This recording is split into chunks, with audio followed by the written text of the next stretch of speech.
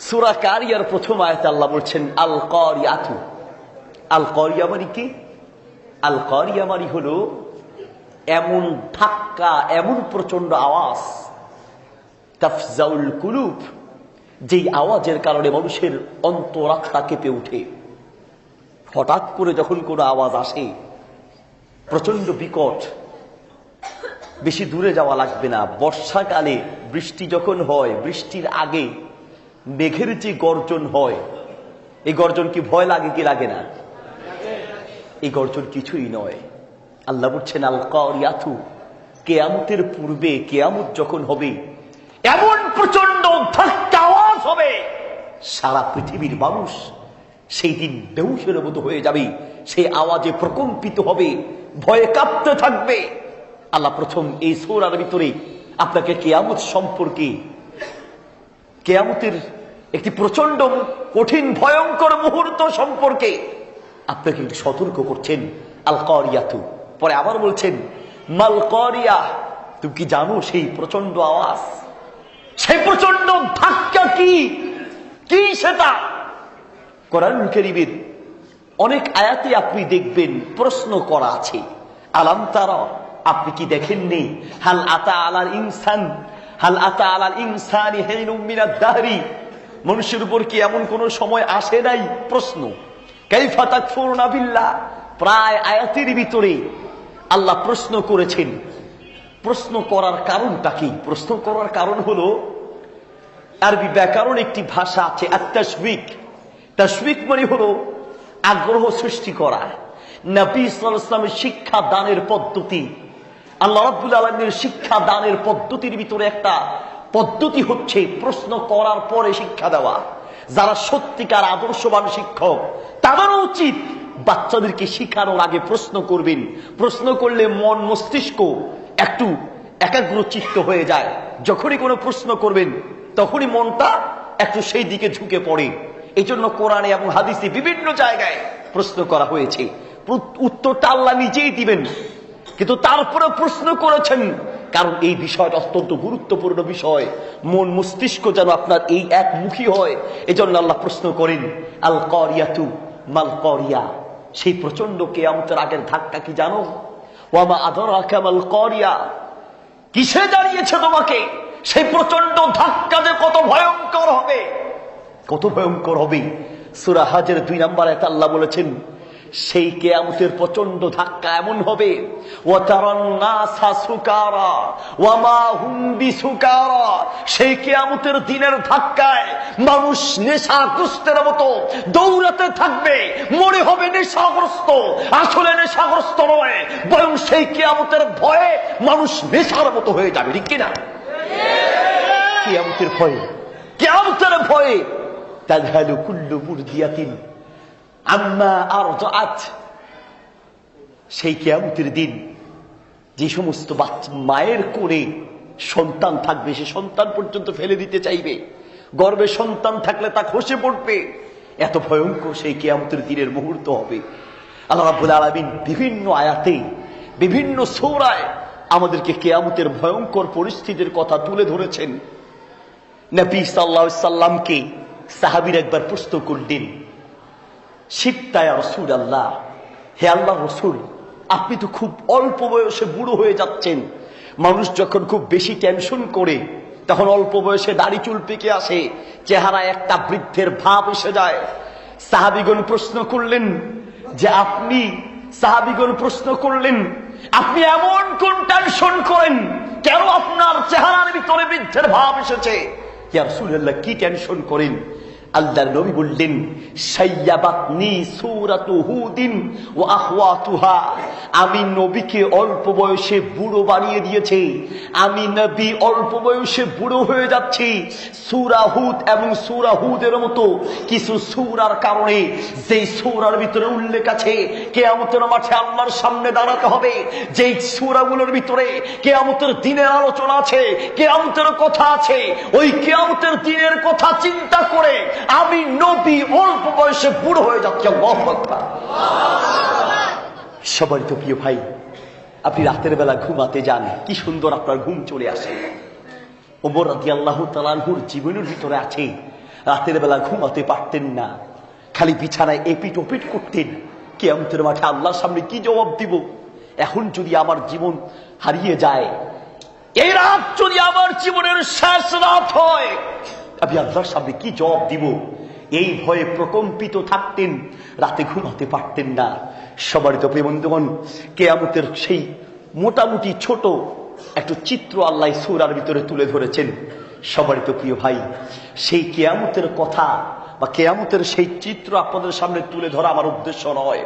আমার উদ্দেশ্য হচ্ছে সেই কিয়ামতের দিনের জন্য আমাদের প্রস্তুতি গ্রহণ করা, ঠিক কিনা? সেই কিয়ামতের দিন আল্লাহর সামনে দাঁড়িয়ে আপনি হিসাব দিবেন কি করে? একজন মুহাদ্দিসের জীবনীতে পেলাম, একটা হাদিস পড়াতে গিয়ে বেহুশ হয়ে গেলেন। আপনার জীবনে কোন দিন হয়েছে একটা হাদিস শুনে আপনি বেহুশ হয়েছেন? একটা আয়াত শুনে আপনি কাঁদতে কাঁদতে পাগলের মতো হয়ে গিয়েছেন? আপনার জীবনেও হয় নাই। আলহামদুলিল্লাহ, সৌদিতে গেলে, হজ করতে গেলে মাঝে মধ্যে দেখা যায় যখন কিয়ামতের কথা আসে, যখন জাহান্নামের আলোচনা আসে, ইমাম সাহেব কাঁদতে কাঁদতে সামনে যেতে পারে না। ইমামও কাঁদে, মুয়াজ্জিনও কাঁদে, মুক্তাদিও কাঁদে, মুসল্লিও কাঁদে। কারণ ওরা তো আয়াত বুঝে, ওরা তো সূরার অর্থ বুঝে, আমরা তো বুঝি না। এই জন্য আমাদের চোখের পানি আসে না, কান্না আসে না। সম্মানিত প্রিয় হাজরিন, একজন মুহাদ্দিস একটি হাদিস পড়াতে গিয়ে বেহুশ হয়ে গেলেন। কি সে হাদিস? লা তাজুলু কদামা আবদিন, লা তাজুলু লা তাজুলু কদামা আবদিন। কিয়ামতের মাঠে বান্দা তার এক পাও নড়াতে পারবে না, এক চুল পরিমাণ উঠতে পারবে না, যতক্ষণ না সে কিয়ামতের মাঠে তার জীবনের হিসাব দেয়। 4টা প্রশ্নের জবাব দেওয়া ছাড়া লা তাজুলু কদামা আবদিন। কোন রাওয়ায়াতে 5টির কথা আছে, কোন রাওয়ায়াতে 4টির কথা আছে। 5টির চেয়ে 4টির ওই সনদটি একটু শক্তিশালী। নবী সাল্লাল্লাহু আলাইহি ওয়াসাল্লাম বলেন, কিয়ামতের মাঠে তুমি তোমার পা নড়াতে পারবে না, তোমার জীবনের হিসাব দিতে হবে। সেই জীবন, সেই কিয়ামতের দিন কি হিসাব দিব? কি প্রস্তুতি নিয়েছি, কি পরিমাণ প্রস্তুতি নিলাম, আমাদের খবর নেই। সম্মানিত বন্ধুগণ, একজন আলেমকে, এক হুজুরকে, একজন আলেমকে 3জন ছাত্র গিয়ে প্রশ্ন করছে, হুজুর আপনি এতক্ষণ কিয়ামতের দিনের প্রস্তুতির কথা বললেন, আচ্ছা বলেন তো কিয়ামতের সেই কঠিন মুহূর্তে, সে কিয়ামতের সেই কঠিন দিনে আল্লাহর আযাব থেকে এবং আল্লাহর হিসাব থেকে বাঁচার জন্য সহজ মাধ্যম কি, কিভাবে বাঁচবো, কিভাবে সেই কিয়ামতের দিনে সফলতা অর্জন করব, আমাদেরকে একটু বুঝিয়ে বলেন। ওই আলেম বললেন, বাবারা আজকে তোমাদেরকে বলবো না, 3 দিন পরে বলবো। বলো ঠিক আছে। 3 দিন পরে আসলেন, এসে বললেন যে তোমাদেরকে বুঝাবো, তবে তার একটা কাজ আছে। কাজটা কি? একজনকে 1000 টাকা দিলেন, আরেকজনকে 100 টাকা দিলেন, আরেকজনকে 200 টাকা দিলেন। 3 ছাত্রের ভিতরে যেটা যত বেশি দুষ্ট তারে দিচ্ছেন, সবচেয়ে দুষ্টটাকে দিয়েছেন 1000, একটু মোটামুটি ভালো যেটা ওটা দিলেন 100, আর যেটা একেবারে পুরোই ভালো তারে দিয়েছেন 10 টাকা। বললো যাও এগুলো খরচ করে আসো, ইচ্ছা মতো খাবা, মনে যা চায় বাপ দাদার নাম ডুবাইয়া খাবা, টেনশন নেই। তবে কথা হলো খেয়ে আসার পরে হিসাব দিতে হবে। এখন 3 জন মিলে চিন্তা করে, যারে 1000 টাকা দিছে ও তো খুশি, কি মজা, স্যারে আমার 1000 টাকা দিছে, ওই 2 জনের গুতাইতে আছে। বেটা কি বেটা, জিনিস থাকলে আমি একটা আছি, আমার 1000 টাকা দিছে। স্যারে মনে মনে কয় যাও খাও, টের পরে পাইবা, অসুবিধা নেই। 100 টাকার যে তারও মোটামুটি চলে, আমার 100 হইলেও দিছে। যে 10 টাকা দিল ও মনে মনে, আমি স্যারের লগে এত ভালো চলি, স্যারে আমার এত ভালো পায়, আর টাকা দিল 10 টাকা। হ্যাঁ কি করবো 10 টাকা দিয়া? যাক, মনের দুঃখে গিয়া একটা চিপস খাইলো, পটেটো একটা চিপস খেয়ে আসলো। আর যার 100 টাকা সেও মোটামুটি 100 টাকা বিভিন্ন কাজে খরচ করলো। আর যার 1000 টাকা সেও মোটামুটি 1000 টাকা খরচ করা শেষ, খেয়েছে, খাওয়াইছে, তারপরে আপনার গাড়ি ভাড়া দিয়েছে, পার্কে গিয়েছে, এরপরে আবার ওই 1000 টাকার ভিতরে সাপের খেলা দেখেছে, গেমস খেলেছে, বিভিন্ন ভাবে 1000 টাকা খরচ। 3 জনে খরচ করে এসে ওই ওস্তাদের সামনে হাজির। ওস্তাদ বললো হিসাব রেডি? রেডি, কোনো সমস্যা নেই, খাইছি, হিসাবও রেডি আছে। তো ঠিক আছে, হিসাব রেডি করো।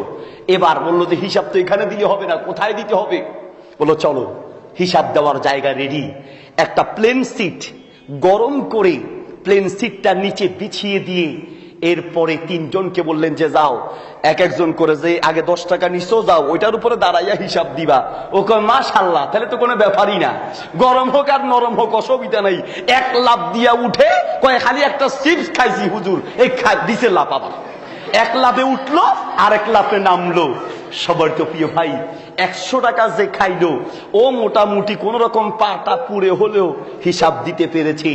1000 টাকা যেই ছেলেটা দিল, 100 টাকা দূরে থাক, 1000 দূরে থাক, 100 টাকারও হিসাব ঠিক মতো দিতে পারে নাই। খালি ও গেছি গেছি, আর লাগবে না, আমার টাকার দরকার নাই, টাকার গোষ্ঠী কিনে আমার জান বাঁচাই। সবারই তো প্রিয় ভাই, যদিও কথাটা হাসির জন্য বলি নাই, বুঝাতে চাইলাম আমরা তামাম দুনিয়ার ভিতরে যার যত সম্পদ সে তত বেশি খুশি। দিছে আল্লাহ আমার দিছে, হ্যাঁ আল্লাহ আমার দিছে, গোডাউন ভরা দিয়েছে। না রে ভাই না, তোমার সম্পদ যত বেশি, তোমার অর্থ যত বেশি, তোমার হিসাবও তত কঠিন, ঠিক কিনা? আরে এই দুনিয়ার সামান্য গরম জায়গা নয়, বরং কিয়ামতের মাঠ এত গরম হবে, এই সূর্য খুব কাছে চলে আসবে, খুব কাছে। আমার দিকে তাকান, এই যে আমি ঘামাচ্ছি না, কেন ঘামাচ্ছি? শখে না, গরমে, গরমে, শরীরের গরমে ঘামাচ্ছি। কিয়ামতের মাঠে একসঙ্গে মানুষের ভিড়ের কারণে মানুষ এত ঘামাবে তার নিজের পাপ অনুযায়ী। কারো কারো ঘাম হবে কান পর্যন্ত, কারো ঘাম হবে গলা পর্যন্ত, কারো হবে সাজিয়াইহি সাজিউন তার বুক পর্যন্ত, কারো হবে কোমর পর্যন্ত। এক একজনের ঘাম এক এক রকম। ওই সূর্যের তাপে সারা জমিনটা সেই দিন তাবার মতো গরম হয়ে যাবে। সেখানে দাঁড়িয়ে হিসাব দিবেন কি করে? নিজের বিবেককে একটু প্রশ্ন করেন, হিসাব কি মিলিয়েছেন? ওমর রাদিয়াল্লাহু তাআলা আনহু বলেন, হাদিসটি আত-তারগিব ওয়াত তারহিব কিতাবে পেয়েছিলাম, হাদিসটি ইহয়া উলুমিদ্দিনের ভিতরে এসেছে। ওমর রাদিয়াল্লাহু তাআলা আনহু বলেন, হাসিবু ক্বাবলা আন তুহাসাবু। শোনো, কিয়ামতের মাঠে আল্লাহ হিসাব নেওয়ার আগে দুনিয়ায় হিসাব মিলাও, দুনিয়ায় হিসাব মিলাও। এখনো নিঃশ্বাস আছে, এখনো নিঃশ্বাস বন্ধ হয় নাই, এখনো হিসাবটা মিলাও। কার জায়গা মেরেছো, কার টাকা মেরে দিয়েছো, কার সম্পদ মেরেছো, হিসাব মিলাও, ঠিক কিনা? হিসাব মিলাও, হিসাব মিলাও, হিসাব মিলাও। সবারই তো প্রিয় ভাই, হিসাব মিলানোর সময় এসেছে। আল্লাহু আকবার। এই জন্য যার যত সম্পদ কম, অর্থ যত কম, কিয়ামতের মাঠে হিসাবটা তার কি হবে? সহজ হবে। সুবহানাল্লাহ। নবী সাল্লাল্লাহু আলাইহি ওয়াসাল্লাম বলেন, ইত্তালাতু ফিল জান্নাহ, আমি জান্নাতের ভিতরে উকি দিয়ে দেখেছি জান্নাতের কোন ধরনের লোকগুলো বেশি। ফারাআইতু মিন আহলিহা, ফারাআইতু মিন আহলিহা, ফারাআইতু মিন আকসারি আহলিহা আল ফুকারা, আল ফুকারা। আমি জান্নাতে উকি মেরে দেখেছি জান্নাতের অধিকাংশ মানুষ হলো দরিদ্র, অসহায়, দরিদ্র মানুষেরাই জান্নাতের বেশিরভাগ অধিকারী। আল্লাহু আকবার। সম্মানিত প্রিয় ভাই, নবী সাল্লাল্লাহু আলাইহি ওয়াসাল্লাম বলেন, কিয়ামতের মাঠে, নবী সাল্লাল্লাহু আলাইহি ওয়াসাল্লাম বলেন, কিয়ামতের মাঠে যারা দরিদ্র তারা ধনীদের 500 বছর আগে, 1-2 বছর নয়, 500 বছর আগে জান্নাতে যাবে। তো ধনীরা এই 500 বছর কি করবে? খালি হিসাব আর হিসাব, খালি হিসাব আর হিসাব দিবে। হিলিয়াতুল উলিয়ার ভিতরে, হিলিয়াতুল আউলিয়া একটা আরবি কিতাব, সেখানে এসেছে একটা রিওয়ায়াত পাওয়া যায়, ধনী গরিব লোকেরা জান্নাতের দিকে যাবে, ফেরেশতারা ডেকে বলবে, কুমু লিল হিসাব, কিফুলিল হিসাব, হিসাবের জন্য দাঁড়াও, হিসাব দাও, জান্নাত খুঁজো। কাকা কোনো কথা নাই, বেটা জান্নাত দেখা, জান্নাতে যাবো। কিসের জান্নাত? আগে হিসাব দাও। ওই গরিব লোকেরা বলবে, হিসাব কি রে বেড়া, হ্যাঁ? টাকা থাকলে না হিসাব, মাল থাকলে না হিসাব, আমাদের তো মালই ছিল না, হিসাব কিসের? আল্লাহু আকবার। আমরা যারা টাকা পয়সা একটু কম, ওই 20 তলা বিল্ডিং এর মালিকের 20 তলা বিল্ডিং এর দিকে তাকায় আর কই, আরে আল্লাহ, আল্লাহ যা দেওয়ার সব খ্রিস্টানদেরকে দিছে, ইহুদিদেরকে দিছে, বারাক ওবামারে দিছে, ডোনাল্ড ট্রাম্পের দিছে, হ্যাঁ, তাদেরকে ঢাইলা দিছে, ঢেলে দিয়েছে। আপনি খুব খুশি না? রে ভাই, এই সম্পদ তাদের জন্য রহমত নয়, তাদের জন্য এই সম্পদটা গজব, হিসাব দিতে পারবে না। সম্মানিত প্রিয় হাজরিন, এই জন্য বলছিলাম, আল্লাহু আকবার। কিয়ামতের মাঠে নবী সাল্লাল্লাহু আলাইহি ওয়াসাল্লাম, আপনার মুসনাদে আহমদের একটি রিওয়ায়াতের ভিতরে এসেছে, কিয়ামতের মাঠে আউয়ালু মান ইয়াদখুলুল জান্নাহ, কিয়ামতের মাঠে সর্বপ্রথম যারা জান্নাতে যাবে তারা কারা? তারা হলো ওই লোক যারা দুনিয়াতে থাকতে ইয়ামুতু এমন ভাবে মারা গিয়েছে, অথচ তাদের এমন ভাবে মারা গিয়েছে অথচ তাদের মনের ভিতরে আশা অপূর্ণ রয়ে গিয়েছে। মানে দুনিয়ার থেকে এমন ভাবে বিদায় হবে যে তাদের আশা এখনো মিটে নাই, পেটে ক্ষুধা রয়ে গিয়েছে, অভাব রয়েছে। অভাব নিয়ে যারা মারা যাবে, এখনো তাদের অভাব দূর করার মতো সম্পদ পায় নাই, অভাব নিয়ে যারা মারা যাবে তারাই কিয়ামতের মাঠে সবার আগে জান্নাতে যাবে। আল্লাহু আকবার। ভাই, আপনার এখানে যারা আছেন, আমি জানি অধিকাংশ মানুষই হলেন ধনী। বলেন হুজুর এই কথা তো ওয়াজ, আমাদেরকে ওয়াজ করা হয়নি, আমাদেরকে বাস দেওয়া হয়েছে। বাস দেওয়া হয়নি আপনাদের জন্য বলছি। তবে আমি আপনাদেরকে কথা শোনার উদ্দেশ্য এই, কাউকে দরিদ্র দেখে অসহায় দেখে অপমান করবেন না, অপমান করবেন না, ছোট মনে করবেন না, তাকে দুর্বল মনে করবেন না। হতে পারে কিয়ামতের মাঠে এই লোকটা আপনার চেয়ে আল্লাহর কাছে আর বেশি গুণ দাবি।